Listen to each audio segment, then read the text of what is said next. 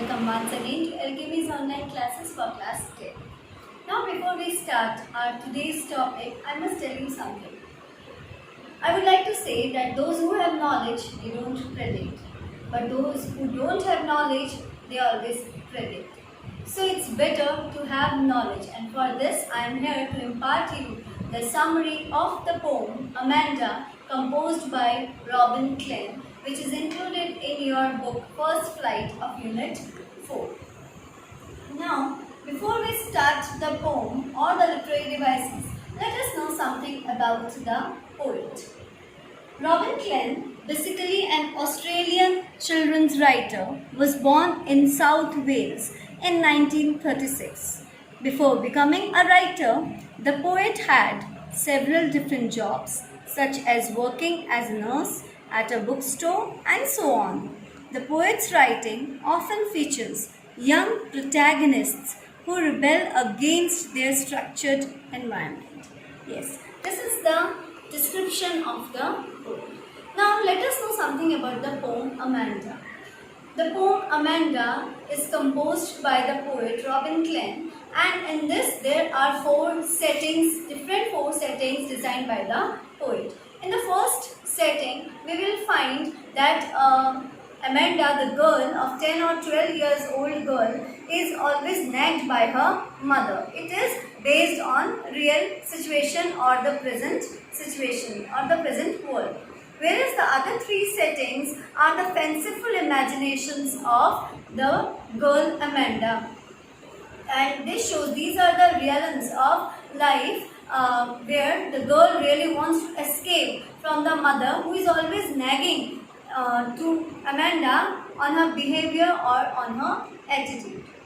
The three settings where the poet has described Amanda's imagination are of: the first setting is of sea, where the girl wants to be a mermaid. The second fanciful imagination is of the street, where the child wants to walk freely as an orphan. And the third situation the poet has presented of a tower, where the girl wants to be a Rapunzel and wants to live happily in that tower.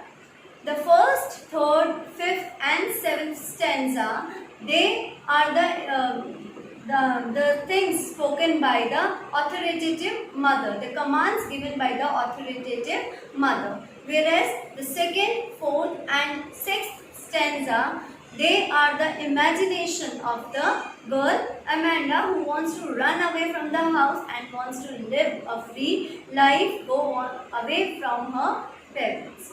This is about the setting of the poem. Now let us know about the literary devices that are used by the poet in this poem. The first literary device that we will find in this poem is metaphor.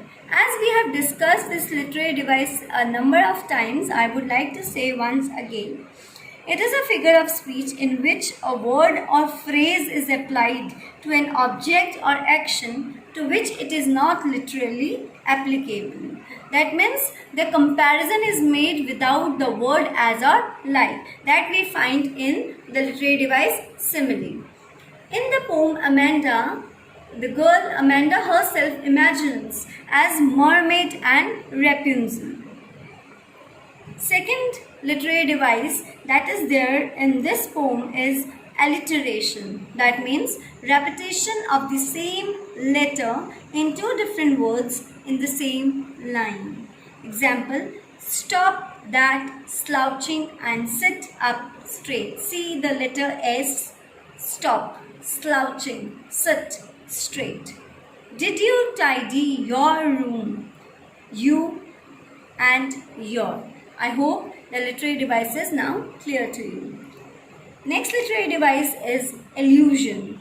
It is a literary device in which the writer or speaker refers either directly or indirectly to a person, event or thing in history, or to a work of art or literature.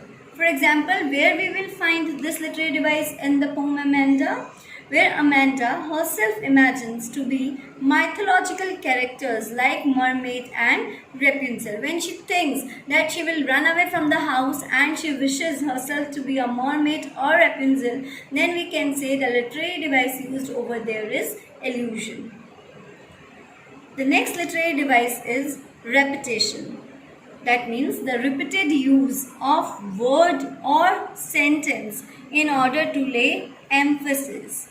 In the poem, words like Amanda, don't are repeated again and again for poetic effect. Now let us move to the rhyme scheme. The rhyme scheme of the poem is A, B, A and C, C, C. I have already told you that the first, third, fifth and seventh stanza are spoken by the mother to the girl Amanda. So it comprises of 4 lines and the rhyme scheme of these 4 lines is A, B, A. Whereas where the girl imagines herself in 3 different settings, they are comprises of 3 lines and the rhyme scheme over there is C, C, C. I hope in this video the setting of the poem, about the poet, the literary device and the rhyme scheme is clear to you. In the next video we are going to discuss the detailed explanation of the poetry. Till then, stay home, stay safe, do read the things.